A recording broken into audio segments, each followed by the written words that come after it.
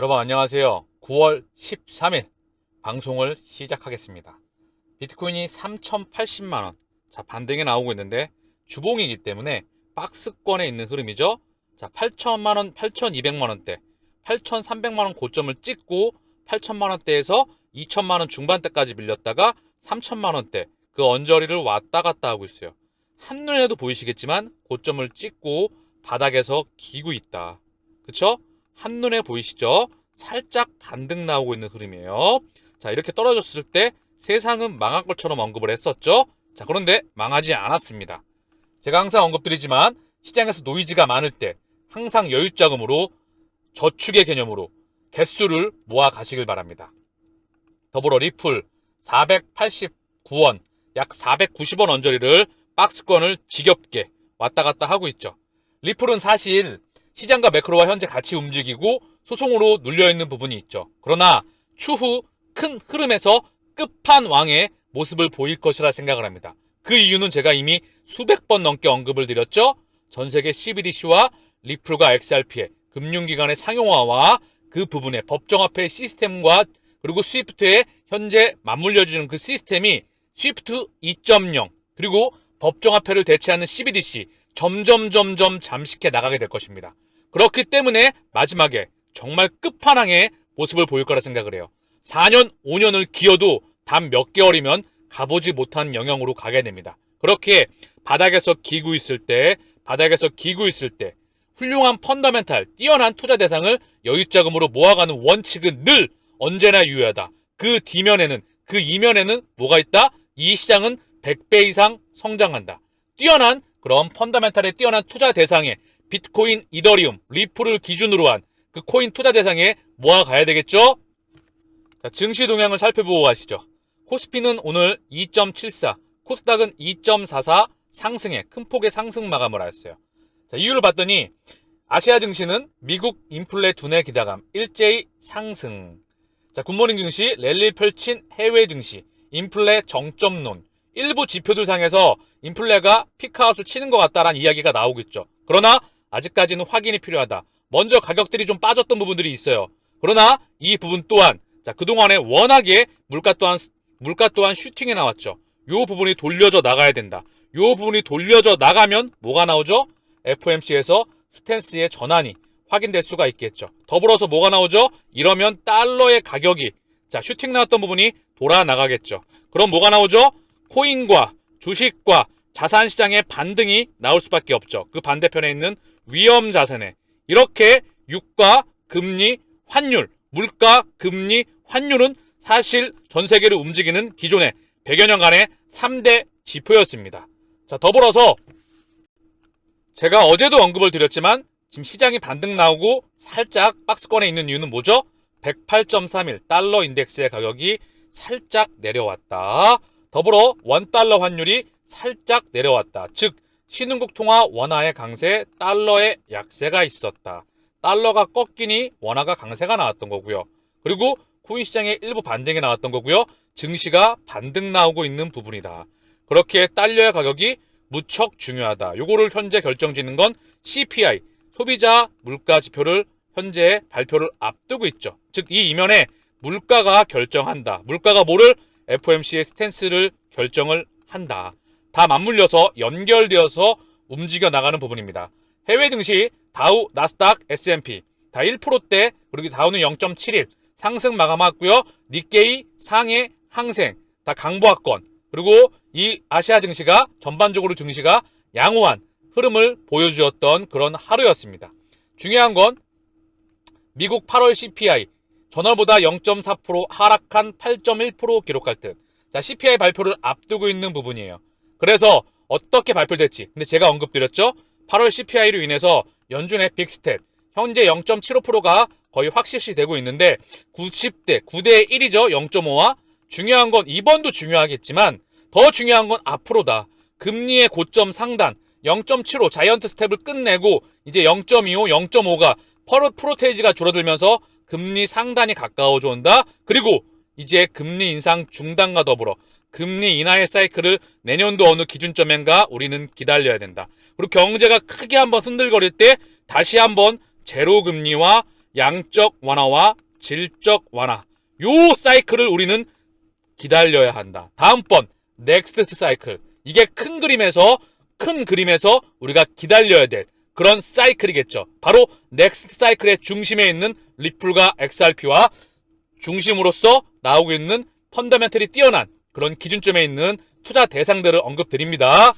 자, 그리고 제 방송을 보시는 분들은 경제를 보는 근력이, 세상을 보는 눈이, 미래를 바라볼 수 있는 통찰력이 끊임없이 계속 성장할 것이라 생각을 합니다.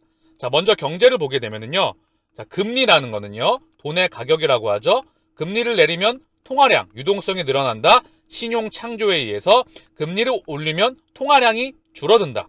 신용 창조되었던 부분이 은행으로 다시 돌아오게 되면서 신용의 시장에 혈액이 돌지 않게 되죠. 그래서 통화량이 급속도로 줄어들게 됩니다. 그래서 금리를 통해서 돈의 양을 늘리고 줄임으로 인해서 경제 성장률을 바로 이끌어왔던 자본주의 성장 시스템이 바로 끝나간다는 거죠. 그게 그 다음번 시스템이 바로 CBDC이다. 자, 근데 금리, 유가 환율, 금리, 물가 환율 시스템을 제가 언급드리고 있죠. 금리 이꼬르 경제 성장률 플러스 물가 상승률이에요. 경제 성장률, GDP 성장률이 올라가면은 금리는 자연스럽게 올라가는 겁니다. 이게 가장 건강한 거죠. 많이 빠르게 올라가는 것보다 완연하게 올라가는 거. 물가도 완연하게 올라가는 게 좋죠. 그러나 지금처럼 급속도로 올라가는 거예요. 지금은 뭐죠? 경제 성장률이 심지어 역성장이 나오고 있죠. 마이너스 성장이 나오고 있는데 물가는 올라가고 있는 거예요. 그래서 연준이 할 수 없이 이 물가를 잡기 위해서 금리를 올리는 거죠. 금리를 올렸더니 어떻게 돼요? 경제 성장률은 점점점 박살난다는 겁니다. 자, 정말 지금 시장을 보는 게 정말 간단한데요. 자, 보자고요.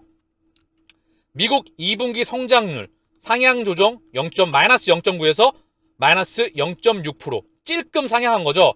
2분기 연속 마이너스 성장, 실업수당 청구 2주째 감소했다. 뭐 이런 소식인데 중요한 건 2분기 6개월 가까이 역성장, 마이너스 성장을 했다는 거예요. 이거는 10년 기준으로 봤을 때 손가락에 꼽는 경제가 마이너스, 경제 파이가 쪼그라드는 거는요. 굉장히 드문 경우거든요.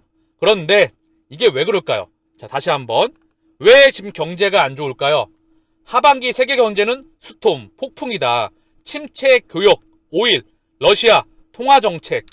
현대경제연구원 세계경제 퍼펙트 스톰 오는가 보고서 보니 미국 유로존 등 선진국 경기 하향 신호 감지, 침체 진입 예상, 미중 간 교역 전쟁 심화, 글로벌 공급망 교역 단절 우려, 인플레이션 이끌던 고유가 현상은 향후 완화될 것으로 전망, 러시아 우크라이나 간 교착도 세계 경제 주요 리스크 요인으로 작용, 미국 연방준비제도 급진적 통화정책, 금융시장 변동성 커져. 여러 이유가 나오고 있는데 한 방에 정리를 하죠. 자, 뭐 골드만삭스 넘어가죠. 경기 침체로 수백 명 과멈. 미국 물가 상승률 둔화해도 경기 침체는 피하기 어렵다. 미국도 기대 인플레 꺾였다. 경기 침체 선반영. 뭐 이런 이야기가 나오고 있는데 왜 그런 거죠? 한눈에 정리를 할게요. 한 방에. 뭐죠? 미국 중앙은행이 수도꼭지를 잠궈서 돈의 흐름을 신용경색, 인체에 흐르는 돈의 신용경색을 끊었기 때문이에요. 수도꼭지를 잠그니까 당연히 가계와 기업들과 그리고 금융기관, 즉 자산시장과 금융시장에 자금이 돌지 않는 거죠. 그래서 꺾이는 겁니다. 그래서 꺾이는 거고요. 인플레이션은 왜 왔죠? 공장을 멈췄어요. 교육을 멈췄고요. 코로나 팬데믹과 우크라이나 전쟁으로 인해서 교역과 생산과 이런 부분들을 다 정지시켰죠. 의도적으로 인플레이션을 일으켰습니다. 어쨌든 중요한 건 미국 연준이 수도꼭지를 잠궜죠. 그렇게 경제가 꺾였던 나간 부분이에요. 그래서 연준이 수도꼭지를 잠궜던 부분을 다시 한번 정리를 하면 수도꼭지를 풀 때가 언제죠? 금리 고점을 찍고 금리 인상 중단, 다시 한번 경제가 좀 흔들거릴 때 제로금리와 함께 더불어 마이너스 금리까지 갈 수도 있어요. 그리고 양적 완화와 질적 완화. 이거 뭐 한다는 거죠? 다시 한번 수도꼭지를 힘차게 푼다는 거죠. 그러면 경제는 다시 폭발적으로 또는 성장할 수밖에 없다. 이 돈의 양에 의해서 부채에 의해서 성장하는 겁니다. 이 시스템이 다음번 법정화폐의 한계를 가져다 오겠죠. 그리고 CBDC가 상용화가 눈앞에 올 것이라 생각을 합니다. 이 수도꼭지가 풀리는, 연준이 수도꼭지를 잠그고 있지만 그 풀리는 그 순간을 우리는 기준점을 기다려야 한다. 우리가 부의 이동에 있어서 주식에서 코인으로, 그리고 코인 시장은 100배 이상 성장하는 이 부의 역전에 있어서 그 흐름에 올라타야 합니다. 프랑스 나이지리아 중앙은행 하이퍼레처 합류. 오픈소스 기반 엔터프라이즈 블록체인 플랫폼 하이퍼렌처가 성명을 통해서 프랑스 중앙은행, 나이지리아 중앙은행 등 8개 기관이 신규 회원으로 합류했다고 밝혔다. 이날 시작되는 최대 연례 행사인 회원들은 하이퍼레처 글로벌 포럼에 참여하게 된다. 자, 리플과 XRP, R3, 스텔라와 무관하지 않는 하이퍼레처, 사실 다 함께 움직이는 부분이다. 브라질은 IBM의 하이퍼레처 패브릭 및 R3 코다 등 플랫폼을 활용해서 CBDC를 발행하는 개념 검증을 진행 중이다. 자, 이게 언제 나온 거죠? 상당히 오래전부터 준비가 되고 있었다. 끊임없이 CBDC 발행 언급이 되고 있어요. 스웨덴, 우루과이, 튀니지, 한국은행 이미 상당히 오래되었죠? 이게 언제 나온 거냐? 2019년 2월 달에 언급이 되었던 부분이에요. 자, IBM의 하이퍼레처 패브릭, IBM의 스텔라 사용 확정. 자, 이게 2018년에 이미 언급이 되고 있죠? 스텔라와 리플은 같은 뿌리에서 시작되었다. 같은 플랫폼을 사용한다. 리플은 도매용, 거액결제용 CBDC, 스텔라는 소매용, 그리고 소액결제용 CBDC와 USDC를 기반으로 한 바로 스테이블 코인을 잠식해 나가고 있죠. 신흥국가 아프리카 시장을 기반으로 해서.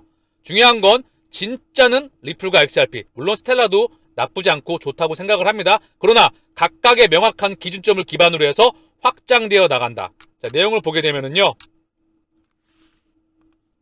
IBM이 스텔라 블록체인 네트워크 기반의 달러 자산에 고정된 스테이블 코인 프로젝트를 지원한다는 소식이 발표가 되었다. 이미 오래전부터 진행이 되었다. 제드 맥케일럽은 IBM과의 협력 관계로 더 많은 곳에서 스텔라를 사용하게 될 것이다. 이미 오래전부터 준비가 되고 있다. 금융 및 준수 인프라의 변화를 가하지 않고 공공 블록체인 네트워크로 통합이 가능하다. 은행들은, 금융기관들은 이미 하이퍼레처 패브릭, IBM, 그리고 스텔라, 리플, R3, 그리고 SBI 모든 기득권 뿌리에 인프라를 확장시켜 나가는 그런 부분이죠. SBI 홀딩 그룹, 리플 사용 R3 아시아 구축. 2018년도 이미 그 이전부터 오랜 기간 동안 준비가 되고 있던 부분입니다. SBI 홀딩스 총재, SBI R3 아시아 구축하기 위해 노력, 리플 적용 추진할 것. 일본의 대형 금융 서비스 그룹인 SBI가 리플의 광범위한 사용을 위해 R3 프로젝트를 발표했다. 요시다카 기타오 SBI 홀딩스 총재는 현재 SBI R3 아시아 구축하기 위해 노력하고 있으며 컨소시엄의 리플 적용을 추진할 것. R3는 글로벌 은행들의 블록체인 연구 연합체로 기업 중엔 대한민국에서는 하나국민 신한들, 전 세계 금융기관들이 R3에 다 참여하고 있죠. 리플 R3. 자, 이 핵심의 중심에 있는 최정점에 있죠. 미국 중앙은행과 유럽 중앙은행, 더불어 BIS, 국제결제은행 IMF, 국제통화은행 ADB, 아시아개발은행 월드뱅크. 자, 모든 그런 글로벌 기득권의 최정점과 서로 다 연결되어져서 움직여 나가는 부분이다. 이 부분을 인지하셨다면 길겠지만 시간이 다소 오래 걸리더라도 또는 생각보다 좀 땡겨지더라도 물론 그랬으면 좋겠죠. 차분하게 우리의 시간, CBDC의 세상에 도래한다는 건 리플과 XRP의 세상이 도래함을 의미합니다. 샘 뱅크먼 프라이드, 암호화폐 하락 요인은 통화정책, 인플레이션. 자, 이분이 제 생각에는 정말 정확하게 맥을 짚으셨어요. 암호화폐 하락 요인뿐만 아니라 경제성장률의 하락 요인, 제가 아까 정확하게 언급을 드렸죠.